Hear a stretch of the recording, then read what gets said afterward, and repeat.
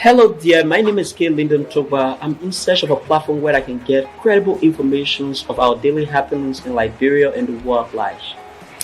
Hello, Lyndon Toba. My name is Greg Pa. Haven't you heard about Focal Online TV? You say Focal Online TV? Focal Online TV is located within a Tobo village community along the Japanese highway. Tell me more about the platform. This platform, called Focal Online TV Daily Edition of Inside the Print Media, does not encourage any form of dialogue between the viewers and the presenters. Oh, you mean nobody calling there? No, you can't call on a show. Let me talking out like with no calling there. So all you can do is you will listen to the news, and they can also encourage you to buy the newspaper to listen to the news in details. But do you do viewer recognition at times? Oh yes, we do viewer recognition. When you are watching, we notify you, and sometimes we even appreciate you on a show, telling you thank you for always following us. We also encourage you to share the live stream, because the more you share the live stream, we transform and we transition ourselves as a broadcast team as well. Wow. So when can I better get this program you are talking about? This program is here every Monday to Friday at 10 a.m. to 10:45. The program runs for 45 minutes. Wow. And guess what? Wow. We bring you hot stories of our trending situation within our country, Liberia. Imagine hearing stories from Hot Pepper newspaper, from the Daily Observer newspaper, from Front Page Africa. Are you a lover of Front Page Africa? Oh yes, I'm a lover of Front Page Africa, and the Women Voices, and a lot more. Not forgetting international news, BBC, wow. CNN, ABC News. We bring you headlines from those standpoints. Wow, that is very, very, very amazing. So we say, join us every day on the daily edition of Inside the Print Media at 10 a.m. with the headlines of top stories in our country and the world at large on Focal Online TV.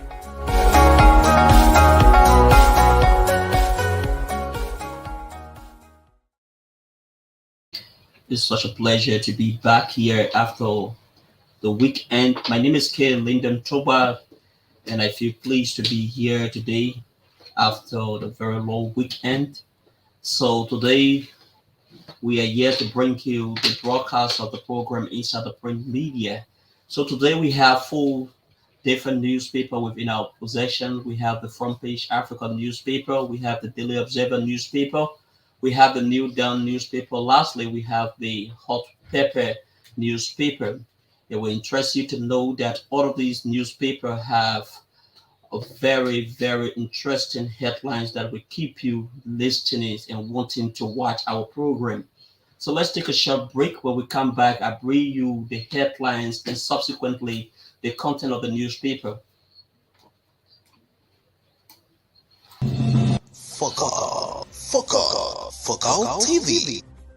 Bringing you innovation to broadcasting, news, views, comments, and analysis of issues happening in Liberia and the rest of the world. Focal TV. With check and balance, we break it as it unfolds. Focal TV. Bringing you face to face with newsmakers in town. Focal TV. The best online platform in broadcasting. Focal TV, located at Tobo Village, Somalia Drive, Liberia. Be the part and experience the best in online broadcasting. Keep Focal.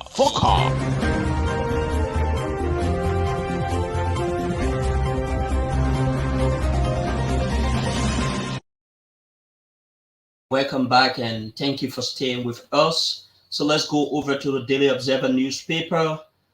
Tenure position Wahala. Waka post to strap tenure officials amid legal uncertainty.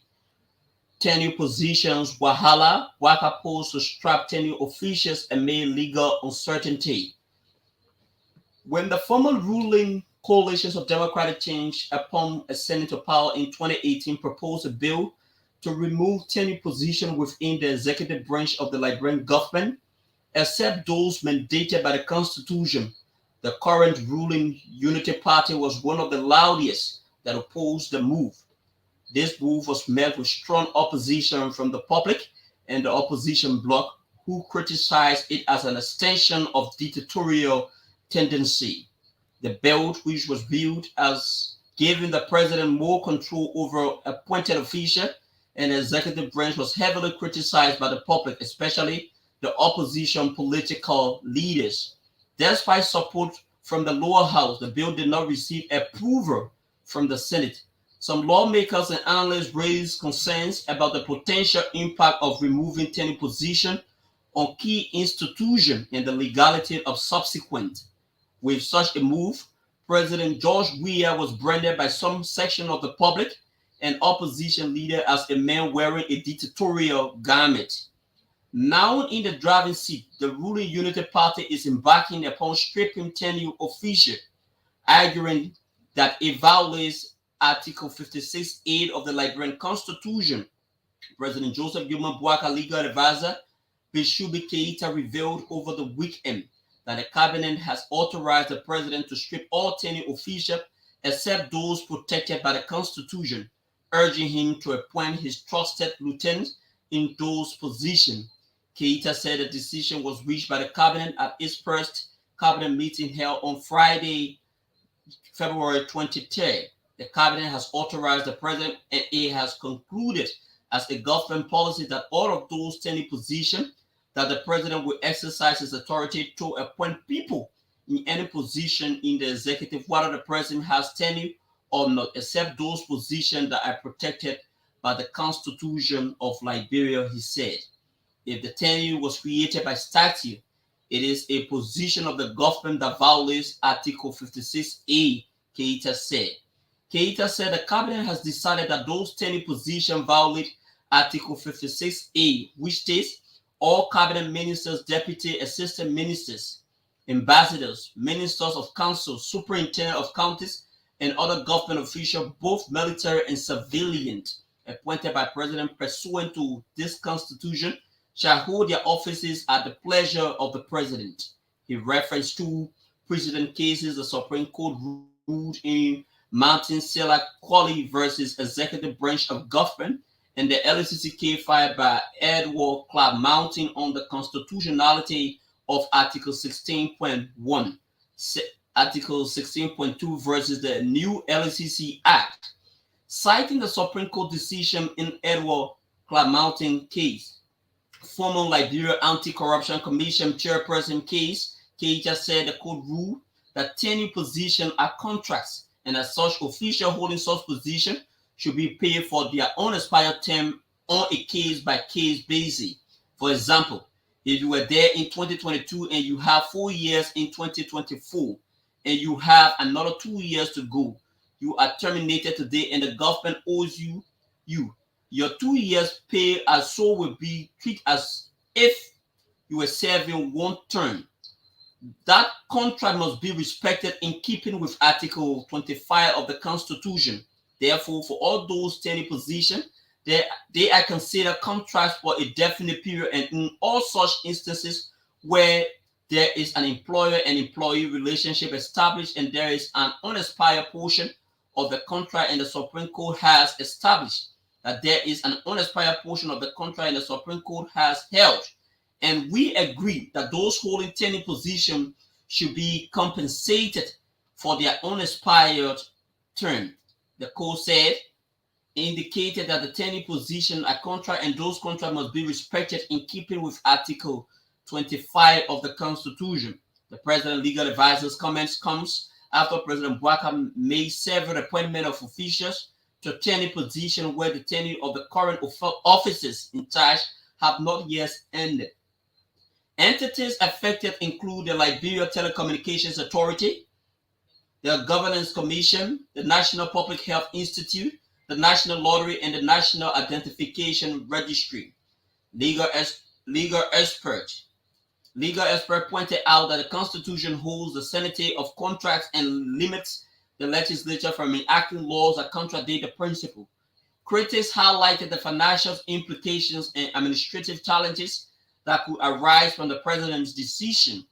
The debate over the removal of tenure positions reflect broader concern about the government's executive power and the economic stability in Liberia. As the country faces ongoing economic challenges, the effective management of governance resources and personnel remains a pressing issue for all stakeholders. Keita said any position who are actively and visibly removed in political party activities during the 2023 elections is in contravention of the Code of Conduct will be dismissed by the government without compensation. The Code of Conduct prohibits officials actively serving any position from engaging in political parties, using government facility or resources to support a partisan or political party, even serving as a campaign team of any political party. You cannot be a tenure official and you are actively part in politics. Serve on a campaign, post all your campaign photos and do all else, and expect your tenures to be respected or expect to be paid if your tenure is taken away. Keita said he challenged those who feel that their tenure positions are wrongly taken from them to seek legal redress. The law are there. If you feel that you did not violate the code of conduct and need to be compensated, you should take the advantage of the law, Keita said. Keita relies on Article 56 of the Constitution, which states that all cabinet ministers are appointed by the President and confirmed by the Senate at the will and pleasure of the appointee. But if we say to you that you violated the code of conduct, trust us, we have evidence, videographic and photographic evidence to prove that you did participate actively in the politics wearing campaign t-shirts while serving as attending officers and actively took part in canvassing or serve on a campaign team. Those people will be replaced. They will not be compensated. However, Senator Augustine Chi, chairman of the Senate Judicial Committee, disagreed with the president's legal advisors, claiming that the Supreme Court opinion was misread or didn't fully understand the contract law. The Supreme Court ruled that the case that Councillor Martin was paid for unexpired period of his tenure because his contract rights were violated, and the government must respect the sanctity of contract as enshrined in Article 25 of the Constitution of the Republic of Liberia. If the tenure laws are unconstitutional, as they say, or if the Supreme Court invalidated the law, Supreme Court should not rule the mounting benefits from the illegal law. If a contract is void or non-voidable, it is a void ab initio, meaning it is valid from its very inception. This is how we move over to another headlines on the Daily Observer newspaper. I will not play politics with people's salary and livelihood. I will not play politics with people's salary and livelihood, Speaker Kofa said. The House Speaker of the House of Representatives, J. Fonati Kofa, has come on fire for what some critics term as a swift passage of the 41.3 million budget recently submitted by President Joseph Joubert Boakai, with some insinuating that the budget did not receive the level of scrutiny that issue have from some opposition-controlled lower house. The passage of the spending bill, which is intended to cover expenses for the month of February 2024, has been met with mixed reaction. But Speaker Kofa has responded to his critics not only in a succinct way, but also aptly, noting that the budget got the deserving scrutiny holistically and realistically. The Speaker at a press conference on Friday, February 2024 at the Capitol building said that the House of Representatives acted carefully and judiciously to keep the government functional and afloat for February to avoid a shutdown. He frowned at those who argued that the 41.3 million have been given more time to be scrutinized, indicating that the 41.3 million budget passed the test of time and the majority of the lawmakers have a better understanding, and this was expressed through their vote. The Speaker, who is also from Grandview County, representative, stated that could not be doing anything that could deny the civil servant of their timely salary payment or stagnate the workings of the government of Liberia. He also emphasized the House's commitment to promoting transparency, accountability, and openness under his leadership. We look at the budget holistically on the issues, what the line items are based on, but not on feeling that we are from CDC opposition lawmakers to oppose the president's budget or from the president to support the budget. The question should be whether or not the budget passes the test of time. 41 million budget passed that. Pickup Kofa added, I am not prepared to hold civil servant salary on a political maneuvering or political stunts. I simply cannot do, he asked rhetorically. But I have the budget and embarrass the government to reject it. Yes, that is a nice thing to do, and some people will be lifting me and I am a hero because I oppose the government by rejecting the budget. But what happens to the next day? When do people have to get paid? What happens? People will talk about political things, but sitting in the chair as the third most powerful person in the country, I'm not going to play politics with the people's salary or livelihood. The top priorities in February's spending bill include compensations of salary for government employees, which constitute 26 million, debt servicing 5.7 million, and the president's 100-day deliverable agenda 1,941,250, representing 5%, and other goods and services representing 1,514,000, representing 5%. With this being said, this is how we skip over to the New Dawn newspaper. CDC condemns Kura's second nomination. I will give you that again. CDC condemns Kura's second nomination. Supporters of the opposition coalitions for democratic change has condemned President Joseph Boakar's decision to re-nominate Councillor Kopo Kra as Labour Minister after his first nomination was stalled. Kra was first nominated as Justice Minister, but he was recalled without facing Senate confirmation, hearing and made persistent accusation against him by different individuals.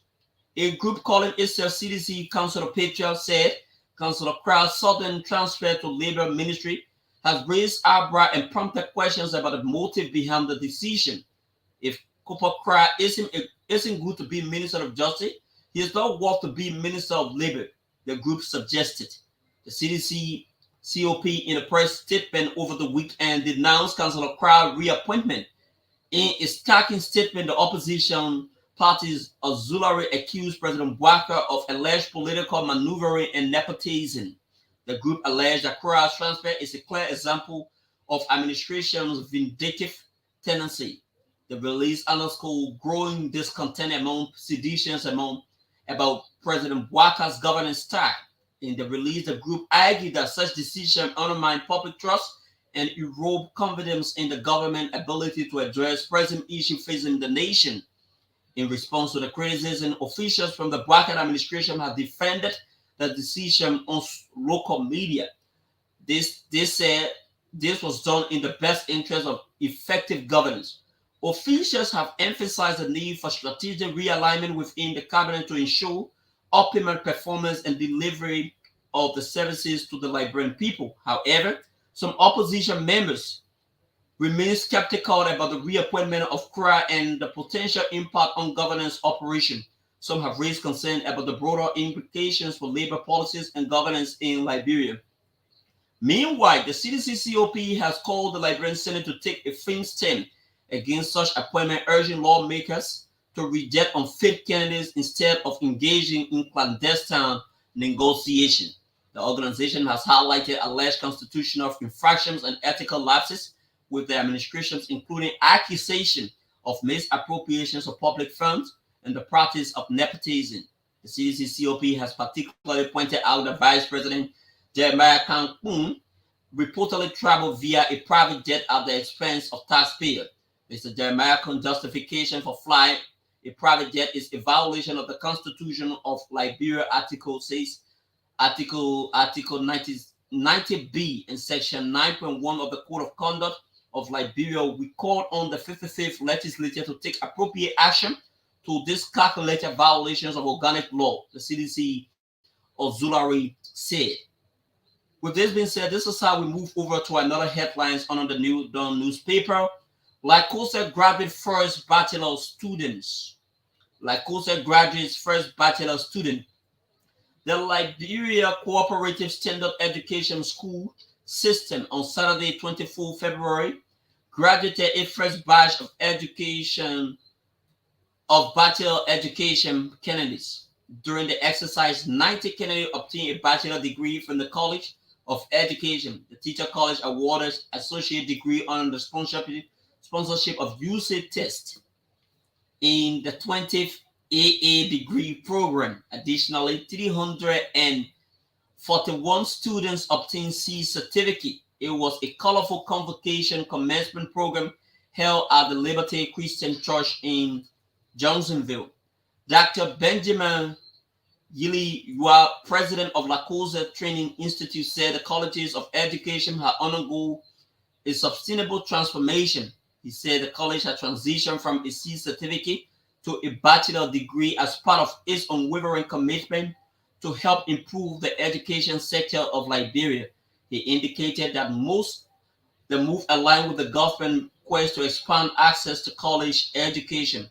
Dr. Way urged the graduates to continue to seek knowledge and growth while they embrace innovation and technology in their teaching practice.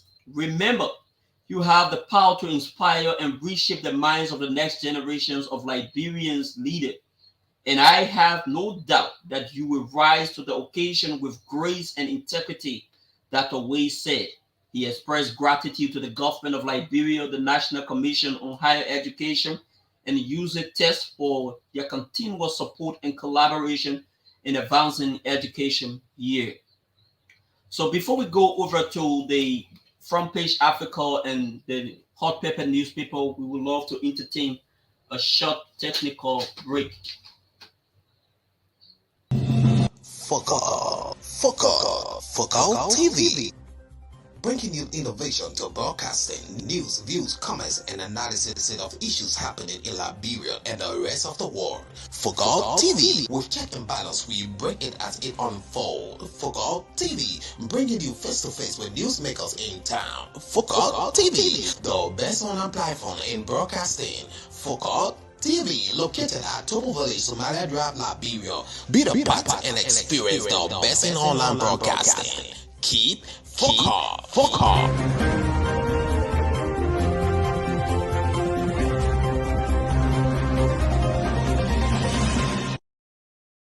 Okay, welcome back again. Thank you for staying with us. Let's go over to the Front Page Africa newspaper. Ruling Unity Party reportedly pushing for Glasgow removal to tap into NAFA's donor fund. Ruling Unity Party reportedly pushing for Glasgow removal to tap into NAFA's donor fund.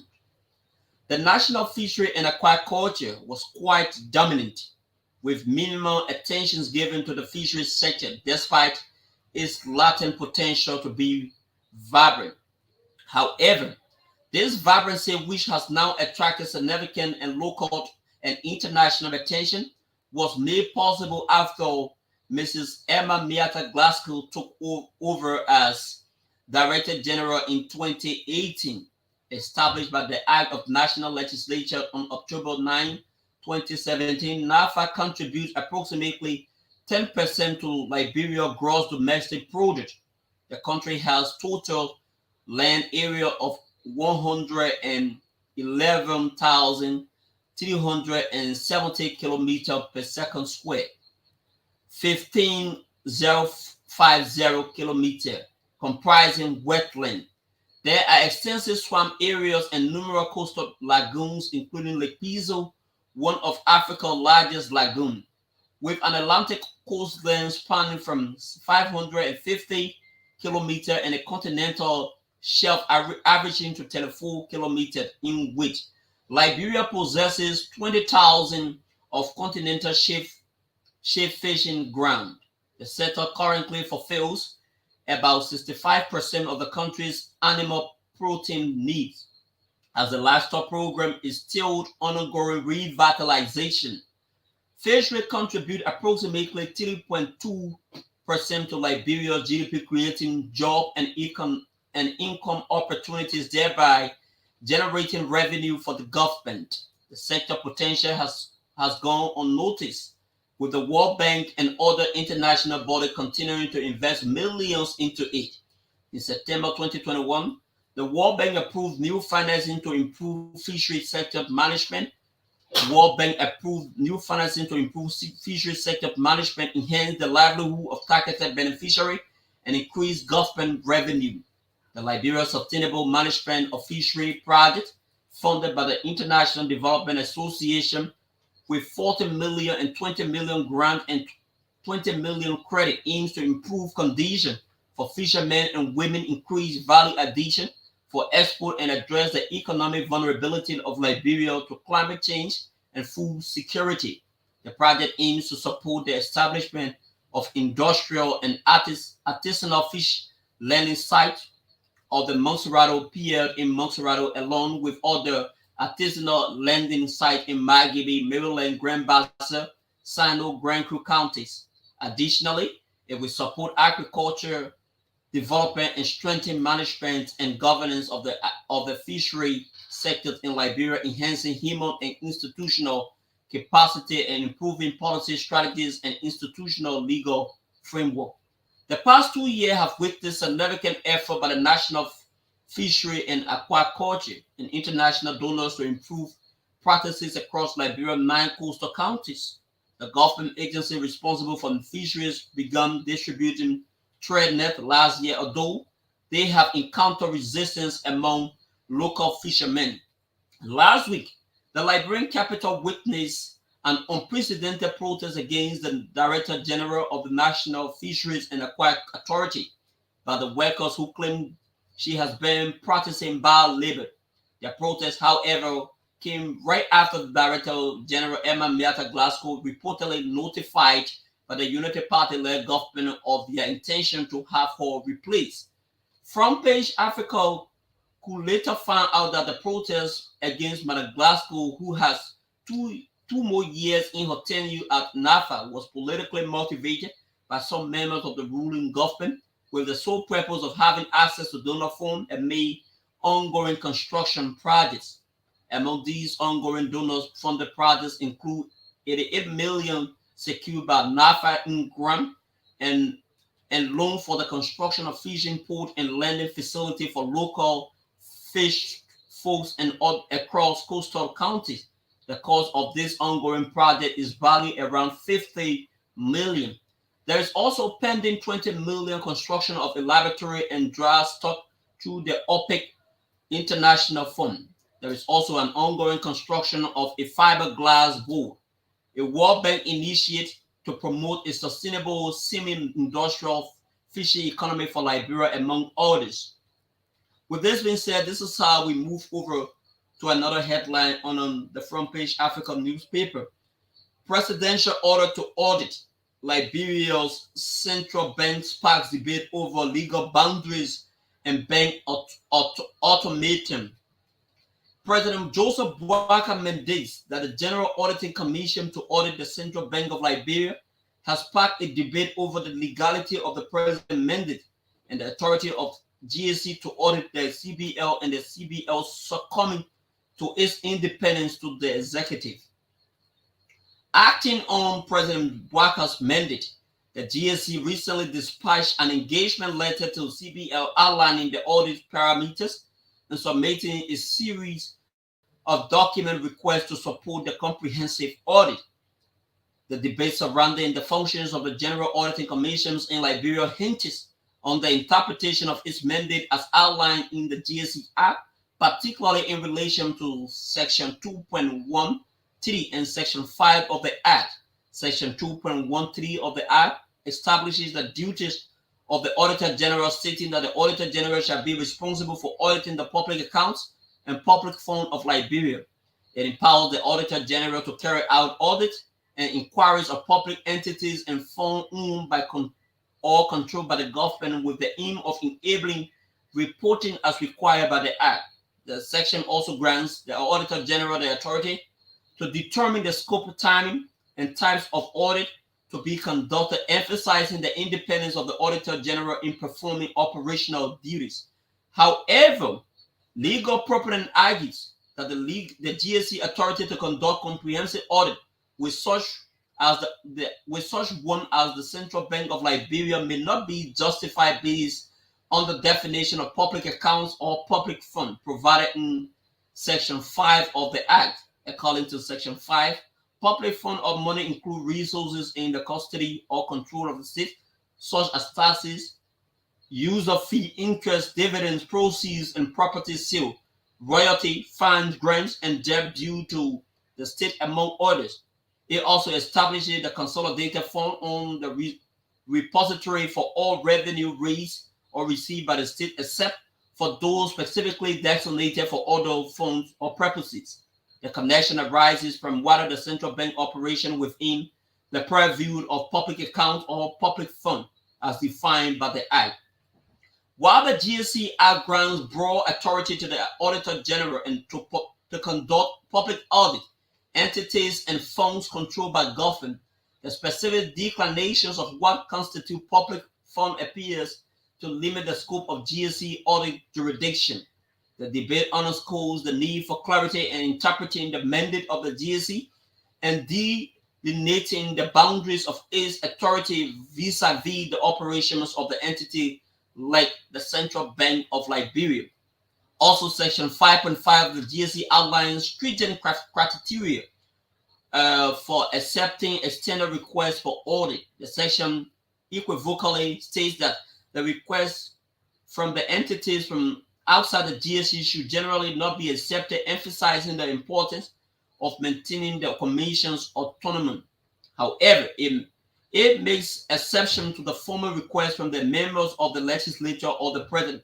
In such case, the Auditor General is mandated to carefully evaluate whether the requested audit aligns with the GSC legal mandate and can be executed within its allocated resources. With this being said, this is how we move over to the Hot Pepper newspaper. Representative Koga as Nima County senatorial seat. Representative Koga as Nima County senatorial seat. As by-elections for senators and representative seats are set in Nima County and Grandjita County District 1, Representative Samuel Koga has publicized that he will contest for the senatorial seat in Nima County. Representative Koga, who is currently serving his third term as legislator of Nima County District 5, said he was petitioned by the constituents of Nima County and especially by the electorate of his mother chieftain. The National Elections Commission will conduct by-elections in two counties, Nimba and Grandjita County District 1 on April 24, 2024 to fill the vacant seat of former Senator Jeremiah Bankun, now Vice President of Liberia, and deceased Representative Aaron Madison William, who passed on after he won the elections in 2023. According to the information, Representative Koga's decision to contest the senatorial race did not come from himself, as some acclaim, but also a notable electorate. What has prompted my decision derived from the constituents of Nima County. They feel I am capable to represent Nima County at the Senate level because I served the legislature mainly as representative for 3 terms. Representative Koga said to journalists that they tore down guest house in Soul Clinic after a brief meeting and presenting cola to his mother chieftain family. Today, there is a vacuum created, and the Nima people said they need an experienced person to go and represent them at the Senate level. Due to the constituent petition and caveat to him, Representative Koga said he is courageous to contest in the by-election, and he will emerge victoriously because he has no contender as long as he is in the race. I have been approached, and there was a caveat signed to me that any attempt to make or deny or refuse the constituent, I should be considered not a politician in Liberia anymore, Representative said. After a consultation during the meeting, he presented colas to the elders and citizens of Leslie Slum Chieftain to be taken to the citizens of the part of Nimba County as an acceptance of their petition. Representative Koga Molo is from the Manum tribe, while his father is from the Gio tribe, making him bilingual. In a pre-victory tone, Representative Koga vowed to exhibit excessive leadership at the Senate level if he wins, informing them for third term. Serving as representative, his residence is not spent, which makes it easy for people to access him. On behalf of the citizens of Lexington and Cowichan, Elder Augustine S. May said they are happy hearing that some seeking their blessings to ascend to a higher level. With this being said, this is how we will conclude on all of the major news presentation for today. So there are lots of new things, new development taking place in Liberia. And regarding the Tenny position, I think I need to contribute towards that. The Tenny position, based upon the clarification provided by the legal advisor to the president, President Joseph Gibbon Boaka, Mr. Keita, I believe that the government needs to be very, very careful in how they go about stripping people of their Tenny position. Also, on the other hand, we should be aware of the fact that the Tenny position that people serve or officers of the Tenny position has a protocol attached, has some governing protocol attached. So I want to believe that if the government want to remove people, it should be on the basis of merit and not on the basis of having any personal grudge against them. So if you want to remove somebody from a Tenny position, you should be doing it in the confines of the law. So it is good that the legal advisor to the president has clarified that if you are removed from your position and you feel that you were wrongfully removed, you can go to court. So I think on that particular note, they need to make sure that all budgetary allocations is well taken in so that they can quickly create the office of the ombudsman so that the ombudsman can start doing a cross evaluations of all those people who are actually occupying Tenny position or who violated Tenny positions. And that move would definitely provide the government the right authority to actually remove those people. But I think the issues about removing people from the Tenny position, it appears to be more of a vendetta than what the government intended to do. I think the government has so many issues that they need to cater to. The welfare of the people. Remember, you promised to rescue Liberia. So many people are actually looking up to you, especially regarding your 100 days commitment that you made to the Liberian people. It will interest you to know that since President Joseph Boakai was sworn in as president of the country, one of the potential arguments in the public space has been about the ability of the government to actually live up to their quote-unquote 100 days in office. You know, President Joe Boakai at the time, when he was campaigning, he made some statements, and that particular statement went viral. That particular statement, many Liberians are still looking up to him to see how best he can be able to live up to that particular statement. So this is how we want to thank all of you who are watching along with us.